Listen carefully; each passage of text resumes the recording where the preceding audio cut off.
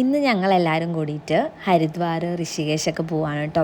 ഇവരുടെ യൂണിറ്റിൽ നിന്ന് കൊണ്ടുപോകണതാണ് കേട്ടോ. കഴിഞ്ഞ കൊല്ലം പോയിട്ടുണ്ടായിരുന്നു. കഴിഞ്ഞ കൊല്ലം നമ്മൾ ഗോൾഡൻ ടെമ്പിളും വാഗാ ബോർഡറൊക്കെ ആയിട്ട് പോയത്. ഇന്നപ്പോൾ നമ്മൾ കുറച്ച് നേരത്തെ എണീച്ചു കേട്ടോ. ഭയങ്കര തണുപ്പൊക്കെയാണ്, എണീക്കാനും തോന്നില്ല.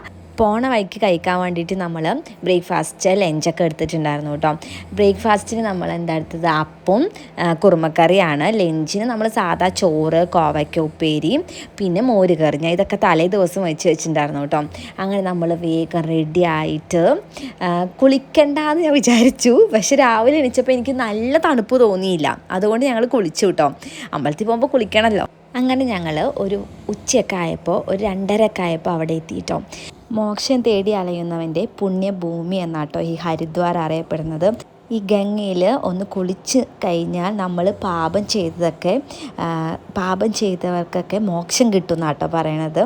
അതുകൊണ്ട് ഞാൻ കുളിക്കാനൊന്നും നിന്നില്ല. ഞാൻ വലിയ പാപമൊന്നും ചെയ്തിട്ടില്ല എന്നാണ് എൻ്റെ ഒരു വിശ്വാസം. എന്നാലും കുളിക്കണം നല്ലതാണ് കേട്ടോ.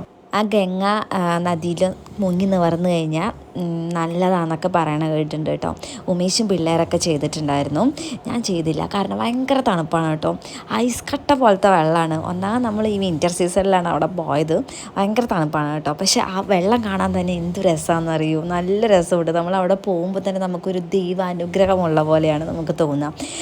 നമ്മൾ അവിടേക്ക് പോകുമ്പോൾ തന്നെ കുറേ ഇങ്ങനെ കന്നാസൊക്കെ വിൽക്കാൻ വെച്ചിട്ടുണ്ടാവും. ഞാൻ എന്താ വിചാരിച്ചു കേട്ടോ. പിന്നെയാണ് അറിഞ്ഞത് ആ ഗംഗാ നദിയിലത്തെ വെള്ളം നമ്മൾ വീട്ടിലേക്ക് കുറേ പേര് കൊണ്ടുപോകുന്നത്. അങ്ങനെ നമ്മളൊരു കുഞ്ഞൊരു ബോട്ടിൽ മേടിച്ചിട്ട് വീട്ടിലേക്ക് കൊണ്ടുവന്നിങ്ങനെ സ്വാമി റൂമിൽ വെച്ചിട്ടുണ്ട് കേട്ടോ.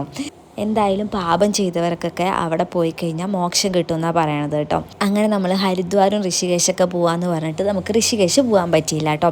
ഇവിടെ നിന്ന് തന്നെ ഇറങ്ങി. ഇപ്പോൾ നല്ല ലേറ്റായിപ്പോയി, അതുകൊണ്ട് പോകാൻ പറ്റിയില്ല.